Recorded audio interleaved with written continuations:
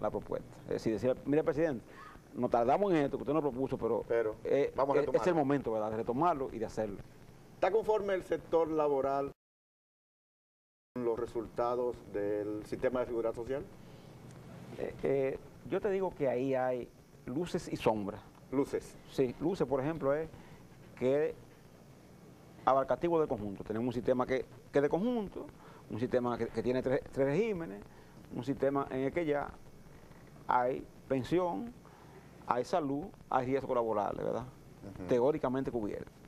Ahora, la seguridad social, Frankie, como tú sabes, es una construcción de largo plazo. Sí, de largo plazo. Donde países como los nórdicos, por ejemplo, que son tan avanzados en esa materia, porque Estados Unidos pero los Estados Unidos también tiene un tiempo y está reformando ahora mismo. Problema, y acaba de reformar. Con 30 millones de gente fuera del sistema de seguridad social, increíble. Estados Unidos, esa potencia, ¿verdad? Y los nórdicos, que son un ejemplo de seguridad social, todavía la fecha que cada rato tienen que hacer los suecos, los finlandeses, los daneses, reforma, ¿verdad? Entonces nosotros, por supuesto, tenemos que ir avanzando en este sistema, porque, por ejemplo, ahora el sistema tiene mucha acumulación de recursos. Tú oyes la FP que te hablan de 100.000 millones de pesos acumulados. Mucho dinero para un país pobre. Mucho dinero para un país pobre, y cuando tú analizas qué cantidad de pensiones se han otorgado, 1.200 pensiones, tú ves, en 6 años de sistema. Sí, sí. Pensiones de sobrevivencia y pensiones de discapacidad. Sí, pensiones pequeñas, digámoslo así. Por las trabas, por las trabas burocráticas que muchas veces hay en el propio sistema. Tú oyes a riesgo laboral y te dice, nosotros tenemos 65.000 millones de pesos.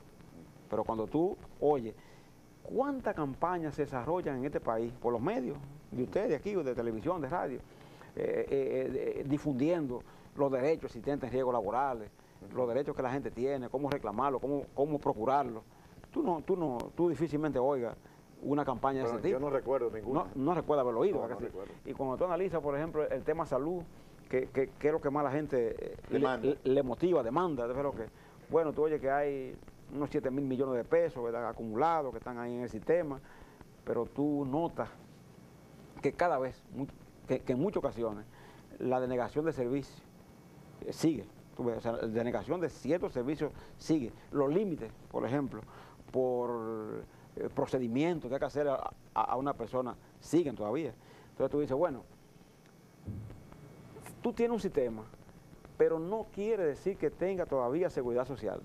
La seguridad social es una construcción. Explícame eso, sí. No hay seguridad social en la República Dominicana. No tenemos un sistema, una ley. Pero se supone que el sistema es la seguridad, Pepe. Es una ley de seguridad social, pero necesita, para ser real, que se construya como tal, y que cuando la gente necesite de ella, esa seguridad social esté en capacidad de responder. Porque hasta ahora, cuando hay la salud, cuando hay la salud hay que pagar demasiado todavía. O sea, el gasto de bolsillo es muy grande de la familia. Y recuérdate que uno de los objetivos fue eliminar mucho el gasto de bolsillo. Acuérdate que se le trató de eliminar la doble cotización por los empresarios. Sí. Por esto se llama mundo empresarial, tu programa. Entonces, una cosa que hubo fue que el interés era que el empresario no tuviera que pagar una doble cotización. Entonces, ahora seguimos teniendo los seguros complementarios. Y los seguros a través del sistema. Y el seguro del sistema, tú ves. Entonces, el objetivo debe ser que haya un seguro del sistema para que una empresa pague, ¿cómo se llama? Un solo seguro, no dos. Sí. Y que un trabajador pague un solo seguro, no dos. ¿Pero por qué pagan dos? Es porque muchas veces no es suficiente el sistema normal. Entonces, en riesgos laborales, tú te encuentras con que un trabajador tiene una enfermedad profesional. ¿Tú ves? Que es un riesgo laboral. Porque el riesgo laboral nada más no un accidente. Claro, una enfermedad profesional es también sujeto de un riesgo laboral. Entonces tú te encuentras que para reconocer que esa enfermedad es una enfermedad profesional y que por tanto ese trabajador, como consecuencia de esa enfermedad profesional, tiene una situación difícil, que necesita la asistencia de la seguridad social. Y a veces, Franklin, para tú conseguirla, el procedimiento es largo, es tedioso, es difícil. Pero te encuentras con la pensión, y te encuentras con una viuda que tiene un accidente, el esposo muere, y que tiene 1 año y medio, 18 meses, dando vueltas en la FP, llevando papeles, documentos, documentación, y al final le salen y le dicen que no califica, tú ves, porque su esposo tenía una enfermedad, ¿cómo se llama? preexistente, ¿me entiendes? Algo que tú no tienes la culpa, porque a ti te afilian y antes no te hacen un examen, te afilian. Entonces, el que tú tuvieras una enfermedad preexistente y tuviera un problema, no implica que a la familia se le niegue, ¿verdad?, su derecho.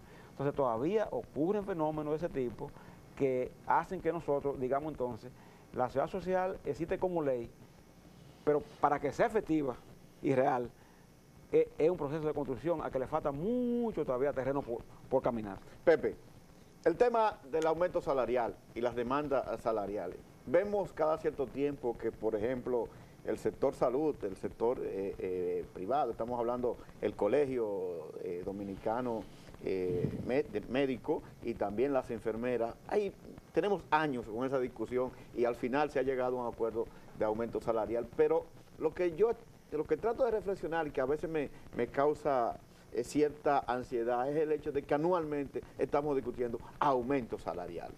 ¿Qué es lo que van a hacer ustedes, el sector laboral, para resolver este problema que de tiempo en tiempo tenemos entonces que venir a estas discusiones que desgastan tanto a lo que es el sector empresarial y al propio sector laboral?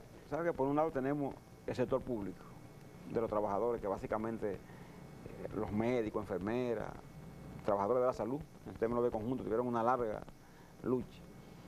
Y los empleados públicos como conjunto, ¿verdad?, como tal.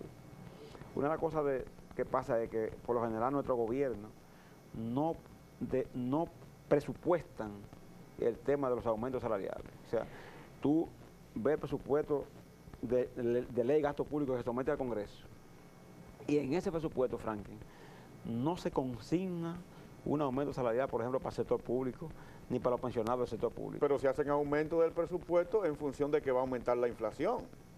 Sí, y fíjate entonces que cada sector comienza a presionar demandando ese aumento. El que tiene más capacidad de presión, como es el caso de la salud, logra el objetivo. Ellos lograron el objetivo de conseguir un 30% después de 2 años prácticamente de demanda. Entonces logran conseguir el objetivo de un aumento para el sector salud, enfermera, médico y demás.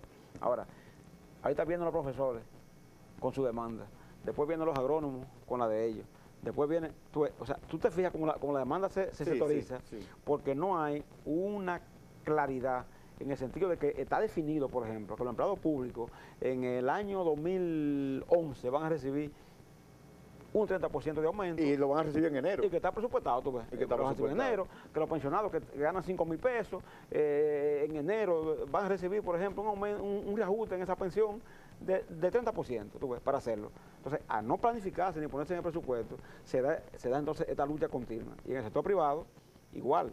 Es decir, ¿qué nos pasa a nosotros ahí? En el sector privado, por ejemplo, la tarifa salarial debe revisarse cada 2 años. Eso es lo que la ley determina. Y si hay, por ejemplo, situaciones que escapen a las dos partes, ¿verdad?, se pueden revisar al año de vigencia. Es decir, si aumenta la inflación por una situación particular. X del país, la inflación aumenta, etcétera. Los precios del petróleo internacionales, aumentan los precios internos, entonces obviamente hay que revisarlo. ¿Verdad? Entonces, ¿qué se da? ¿Qué fenómeno se da ahí? Que entonces, cuando nosotros vamos a esa discusión, en 2 años, la inflación que se acumula es una inflación que ha tragado los salarios. Que verdaderamente se traga, ¿verdad?, el aumento que se hace, porque por lo general los aumentos tocan solo a los salarios mínimos de los trabajadores.